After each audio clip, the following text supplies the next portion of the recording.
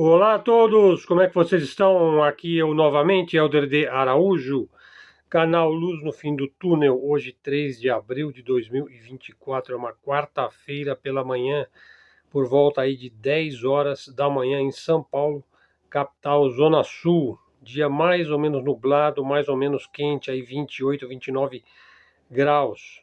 O Rui Costa Pimenta, presidente nacional do PCO, pergunta, o governo Lula é neoliberal? Aí ele diz: o governo do PT teve duas etapas, né?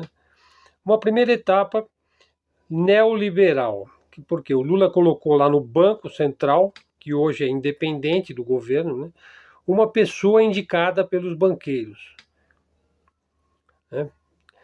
Portanto, neoliberal. A fase Guido Mantega já é do governo da Dilma.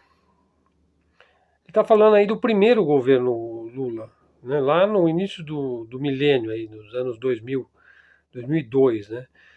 Fase Guido Mantega já é do governo da Dilma Rousseff, indicada do Lula, posterior, né? E aí o governo foi mudando um pouquinho, né? Segundo o Rui, o mais natural para o PT é ceder às pressões da alta burguesia, da elite, né?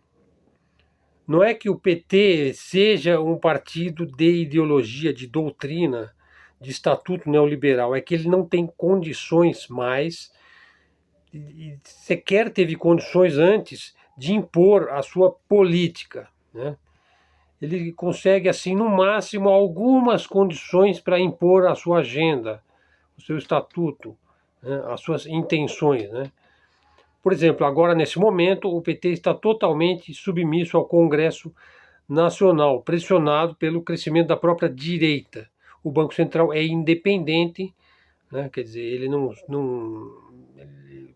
o país não tem soberania, né? Por exemplo, na época do regime militar, o Banco Central era dependente das determinações da política econômica do governo. Hoje ele é totalmente independente, ele atende aí exclusivamente os interesses dos globalistas, dos grandes banqueiros aí, do sionismo internacional. E o PT se adapta a essa situação. Então, qual é então a característica do governo Lula? Ele é um governo nacionalista? A gente pode dizer que ele é nacionalista? Ele oscila entre o interesse aí dos globalistas, do capital estrangeiro e a própria burguesia brasileira, que também atende esses mesmos interesses. Então ele é nacionalista, né? Ele oscila entre a direita e a esquerda. Veja, o que acontece é assim, que a elite brasileira ela é totalmente imperialista, ela é totalmente do lado do próprio globalismo, né? E o Brasil mudou muito aí da era Vargas para a era do regime militar para hoje. Quer dizer, mudou no sentido de que essa elite ela se fortaleceu sempre, né? E agora a elite brasileira ela está de mãos atadas, de braços dados, por livre e espontânea vontade, com os próprios interesses aí dos excepcionalistas, né, da União Europeia e do chamado Ocidente coletivo, né, do primeiro mundo. Então o Lula ele é um cara que ele fica entre essa burguesia internacional das grandes corporações, a burguesia nacional que atende os interesses dessa burguesia internacional, né? Existe também uma burguesia média aí, mais ligada à classe média alta, e aquela classe que ele acreditou defender, que é a classe trabalhadora, a classe operária, a classe do chão de fábrica. Mas é uma correlação de forças muito desfavorável aí para a classe trabalhadora, para a classe que sua a camisa, né? Bom, então assim, e o apoio popular que o PT já teve, hoje ele já não tem mais, né? Ele consegue se eleger aí com a ajuda da própria elite que o pôs na prisão e que o tirou da prisão. Ele não tem que se apoiar nem na direita nem na esquerda, talvez ele não se apoie nem no próprio PT. Em quem que o Lula se apoia hoje? Hoje em dia ele se apoia na Janja, né? Bom, então assim, é um momento complicado aí, delicado do Brasil, né? Eu preferia aí que nós tivéssemos aí uma outra via, um outro caminho para o Brasil, mas pelo visto nós temos de passar por essa fase aí lenta e dolorosa aí que ainda vai durar aí alguns anos, né? Vamos ver para onde vai o Brasil, né? Com o atual governo, que é um governo de coalizão, de frente ampla E, enfim, o país está dividido e sem um rumo determinado, né? Aí da série aí da equipe do ADG, da Arte da Guerra, a China não esqueceu e não esquecerá. A China critica duramente Israel na ONU, coisa que para Israel não significa absolutamente nada ser criticada pela China por quem quer que seja. Israel manda nos Estados Unidos, né? Os Estados Unidos manda lá a cada 100 dias US$ 1 trilhão para o esforço de guerra na Ucrânia, na Palestina, em Gaza, enfim.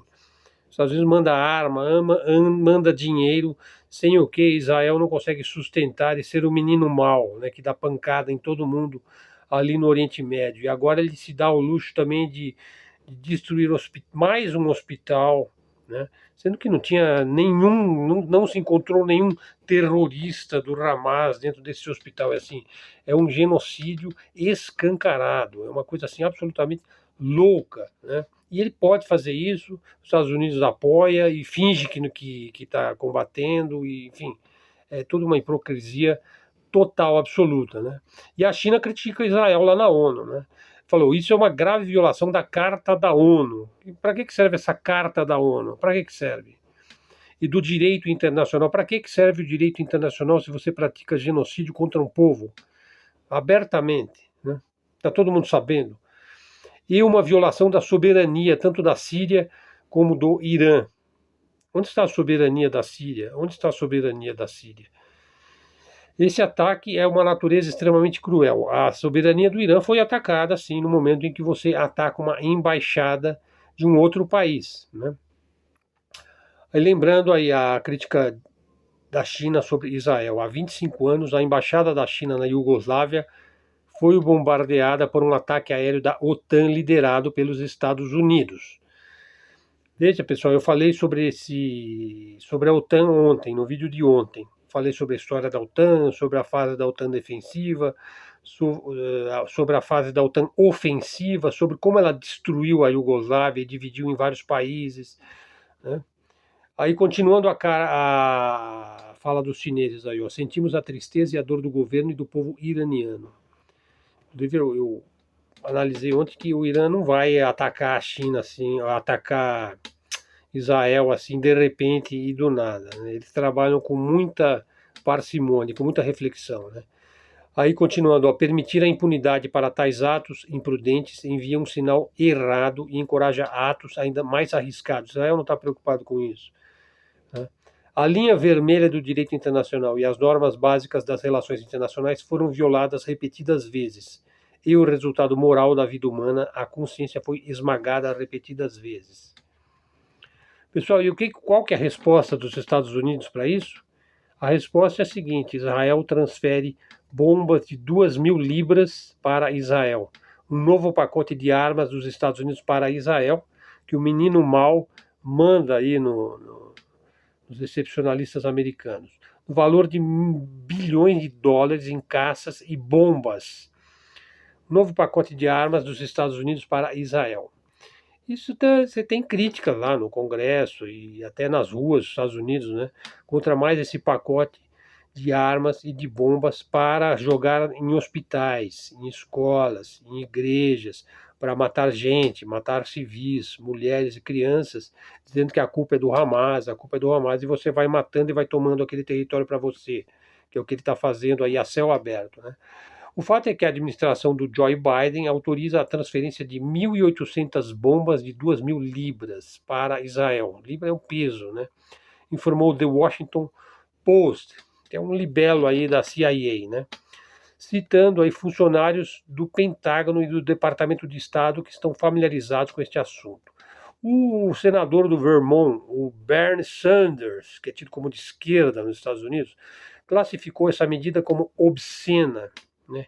Escrevendo no X, aí no Twitter, que os Estados Unidos não podem implorar a Netanyahu para parar de bombardear civis num dia e no dia seguinte enviar-lhe milhares de bombas de 2.000 libras que arrasam todo dia quarteirões inteiros em Gaza. Quer dizer, que é exatamente o que os Estados Unidos fazem, né? Eles fazem um apelo aí para o Netanyahu não ser tão bruto, tão violento, para matar de maneira mais suave, e no dia seguinte ele dá as armas e as bombas sem as quais Israel não pode fazer esse trabalhinho. Aí que é aprovado, portanto, pelos Estados Unidos e, portanto, é aprovado pelo povo norte-americano. Tá? Não vamos mais separar o governo dos Estados Unidos do povo norte-americano. Porque se você tem um povo dividido, sabe, metade da casa é a favor e metade é contra, sabe, assim, casa em que falta pão, todo mundo briga e ninguém tem razão. Só que no caso lá não falta pão, lá não falta arma, não falta nada.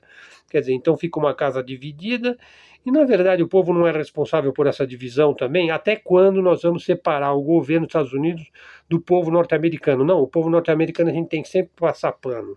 Ah, não, mas é o redneck, sabe, ele é patriota, ele ama os Estados Unidos, tal, tal, tal, mas os impostos dele estão lá, fornecendo armas para Israel, né? E no fim das contas fica elas por elas, né? Então até que ponto é válido isso, né? Sim, os povos do mundo todos são mais ou menos parecidos, né? Todos estão sob a ação aí de uma política demoníaca, aí de uma elite que já não se pode mais considerar como humana ou ligada minimamente à condição humana, né? Por exemplo, eu não considero que a elite excepcionalista americana esteja preocupada com o ser humano, ela está preocupada em manipular e explorar o ser humano. Agora, até quando a gente vai dizer, pô, o povo americano não tem culpa de sua elite? Bom, vamos continuar acreditando que ele não tem culpa nenhuma, né? Numa conferência de imprensa ontem, o porta-voz do Departamento de Estado aí dos Estados Unidos, o Matthew Miller, aproveitou o atentado de Israel à embaixada iraniana em Damasco, esse que a China criticou, para justificar a medida. Aí um jornalista perguntou, quer dizer que uma bomba de 2.000 libras é uma ação, ela é jogada na cabeça dos palestinos como uma defesa, como uma autodefesa, na sua opinião? Aí ele falou, é uma bomba. Portanto, eles precisam de ter a capacidade de se defender contra um adversário muito bem armado. Por exemplo, o Irã, o Hezbollah, que tem milhares e milhares de combatentes e material e armamento bastante sofisticados, como os vimos utilizar contra Israel nos últimos dias.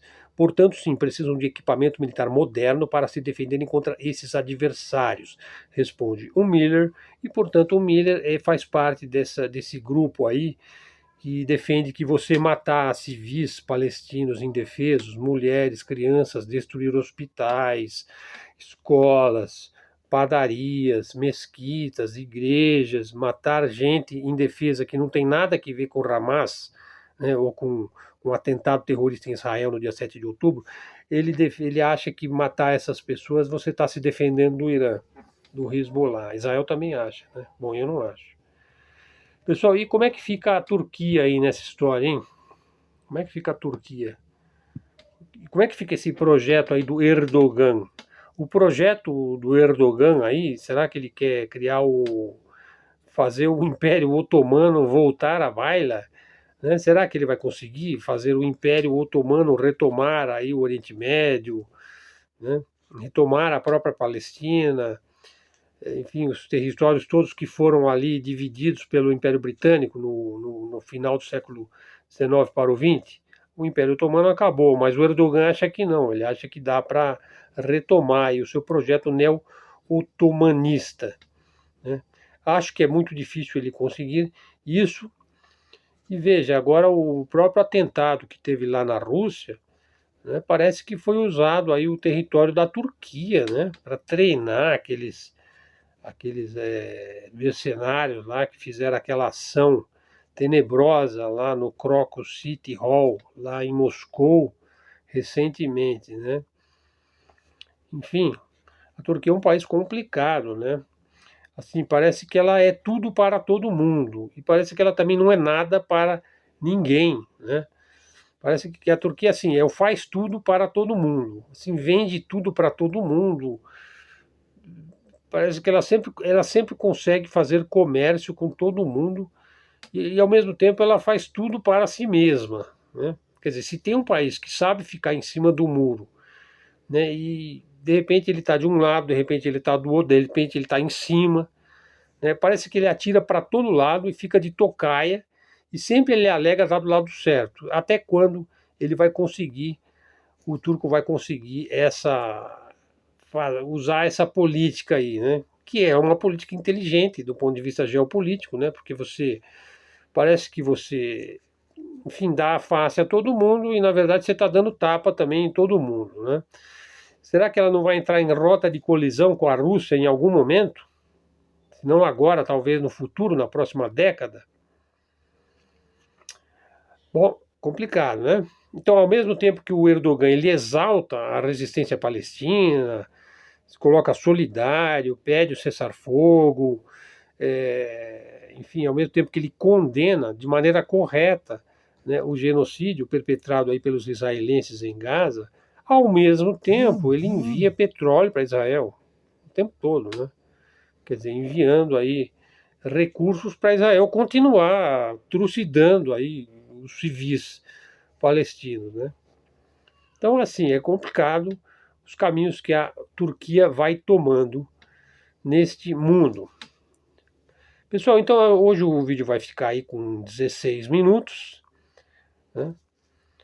E apenas para ilustrar alguns poucos assuntos aí sobre o atentado de Israel a uma embaixada iraniana em Damasco, Síria. O Líbano já está entrando aí também. O Hezbollah tem feito ataques a Israel. A guerra em Israel não é fácil para Israel. Não pense que é fácil. A guerra que era para durar 6 dias, porque teve uma guerra dos 6 dias, né? Já tem 6 meses. A Ucrânia, segundo todos os analistas, está se desmilinguindo, né? A França fala que vai enviar soldados, mas acho que não vai enviar nada, né? Acho que ela vai enviar lá o cacique Raoni, lá, sei lá, que ela vai fazer, né? O Macron aí, né? E, enfim, vamos aguardar aí os acontecimentos para fazer uma análise mais precisa, talvez, sobre a política brasileira. Também um futuro vídeo aí, pretendo falar sobre a questão de segurança na China. Tivemos aí uma live importante aí de um grande especialista em urânio. Então você vê que o nosso vídeo sobre urânio foi assim, na chincha, né? Foi bem na hora certa aí que eu procure o nosso vídeo sobre urânio aí, que eu fiz uma espécie de uma análise aí sobre essa questão do urânio no Brasil, né? Pessoal, então assim, vamos ficar por aqui. Nosso canal aí está à disposição de vocês, é um canal novo, pequeno, interligado aí à equipe dos canais do Arte da Guerra, né?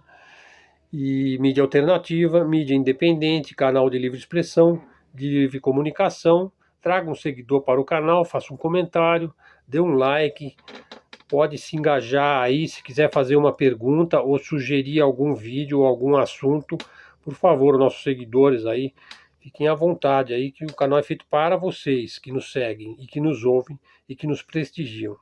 Então, obrigado a todos e até a próxima e fiquem com Deus.